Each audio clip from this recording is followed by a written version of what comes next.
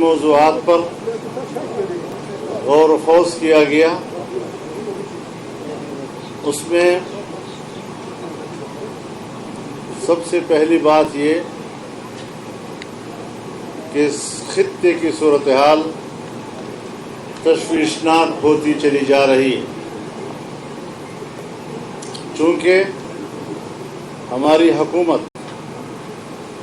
یہ عوام کی منتخب حکومت نہیں ہے، اور جس حکومت کو عوام کی تائید حاصل نہ ہو وہ کسی بھی چیلنج کا مقابلہ کرنے کی صلاحیت نہیں رکھتی. پی ڈی ایم نے مطالبہ کیا ہے کہ افغانستان کی اور خطے کی صورتحال پر پارلیمنٹ کا مشترکہ اجلاس بلایا جائے اور دفاعی صورتحال ہو یا خارجہ پالیسی ہو، ان کیمرہ اجلاس میں متعلقہ ادارے ایوان کو حقائق سے آگاہ کریں. افغانستان میں دوحہ معاہدہ اور اس کے بعد ہونے والے پیش رفت، نئی امریکی انتظامیہ کی ترجیحات اور معاہدے پر ہونے والے ممکنہ اثرات، اور یہ افواہیں کہ پاکستان امریکی طیاروں کو ایئر بیسز مہیا کرے گی، اس سے پاکستان پر تزویراتی اور سیاسی اثرات مرتب ہوں گے اور افغانستان کی مزاحمتی قوت کے رد عمل سے پاکستان کیا ممکنہ مشکلات سے دوچار ہو سکتا ہے. یہ ساری وہ چیزیں ہیں جو پاکستان کے لیے حساس حیثیت رکھتی ہیں، اور اس پر پارلیمنٹ کو اعتماد میں لیا جائے، چاہے اگر بہت ضروری ہے تو ان کیمرہ ان کو اعتماد میں لیا جائے. پی ڈی ایم صحافتی برادری اور میڈیا پرسن پر ہونے والے حملوں کی شدید مذمت کرتا ہے اور صحافتی برادری کے ساتھ مکمل یکجہتی کا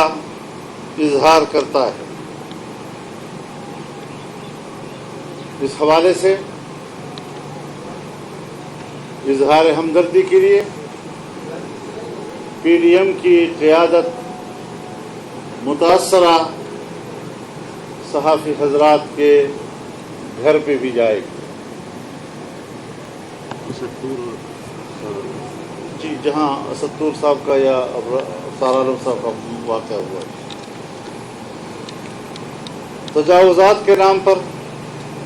غریب دکانداروں اور پسے ہوئے طبقے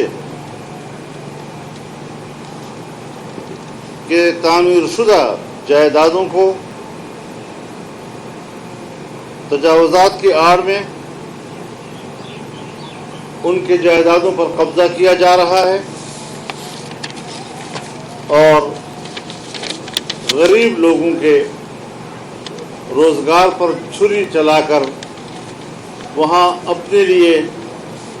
پلازے بنانے کے لیے راہیں ہموار کی جا رہی ہیں. یہ صورتحال کسی صورت میں بھی قابل قبول نہیں، اور اس مقصد کے لیے پی ڈی ایم مظلوموں کے شانہ بشانہ کھڑی ہوگی اور انہیں کبھی تنہائی کا احساس نہیں ہونے دے گی.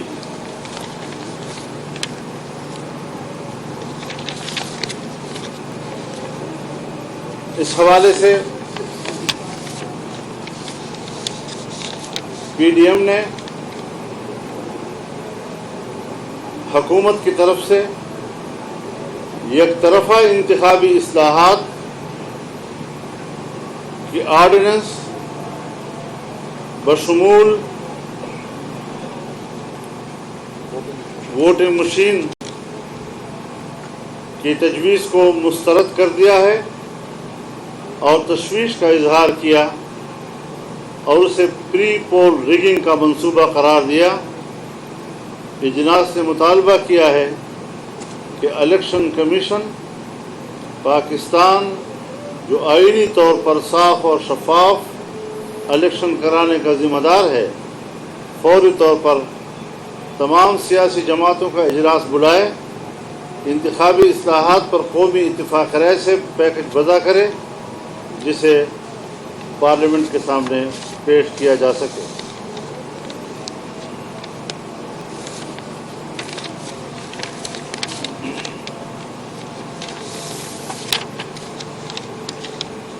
پی ڈی ایم کے اجلاس نے فیصلہ کیا ہے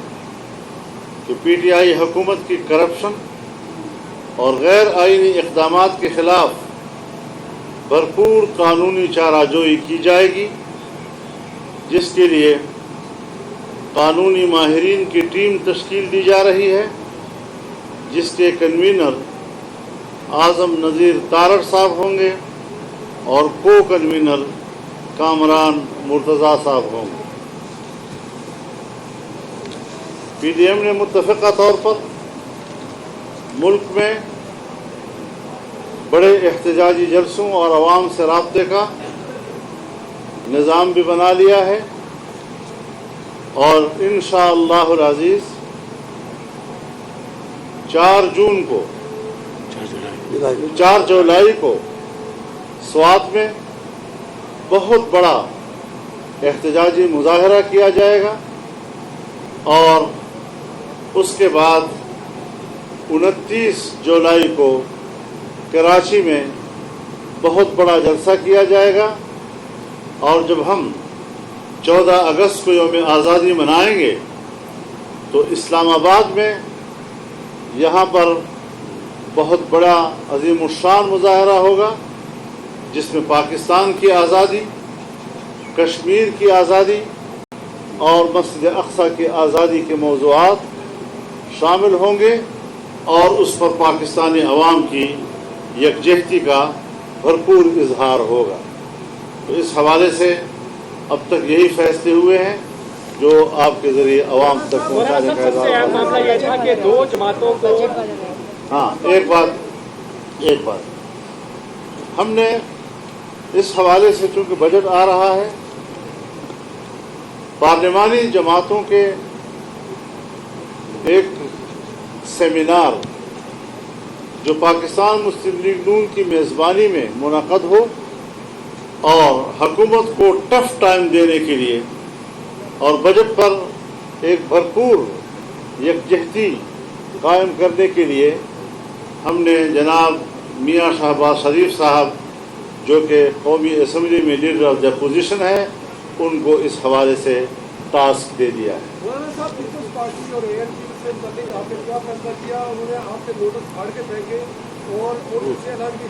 خود اپنی مرضی سے، تو آج اہم اجلاس کا آپ سروے کر رہے ہیں۔ ہم نے اس حوالے سے کوئی غور و خوض نہیں کیا۔ اس کا مطلب وہ آپ کے ساتھ ہے؟ مطلب یہ کہ وہ ہمارے ساتھ نہیں ہے، اس لیے غور نہیں کیا ہم نے، لیکن پھر بھی ان کے پاس مہلت ہے۔ اگر وہ پی ڈی ایم کی طرف رجوع کرنا چاہتے ہیں تو ہمیں اس حوالے سے انتظار ہوگا،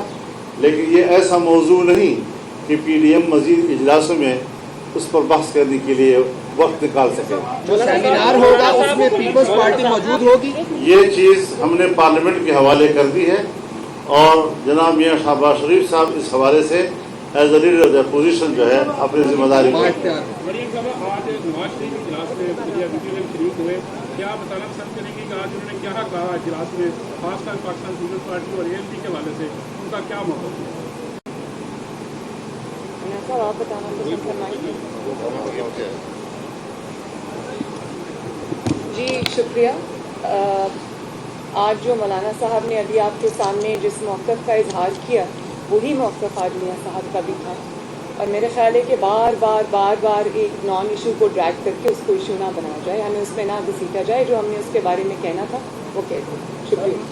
مولانا صاحب کل شہباز صاحب نے آپ کو ایک تجویز دی ہے کہ نیا اسلامی معاہدہ جو ہونا چاہیے اگلی قوم کے لیے تمام جماعتوں نے بات کیا ہے، کیا آپ شہباز صاحب کے ساتھ بات کرتے ہیں کہ یہ وقت ہے کہ سب کو اکٹھا کیا جائے؟ شہباز صاحب مسلم لیگ نون کے سربراہ ہیں اور وہ پی ڈی ایم کا حصہ ہیں۔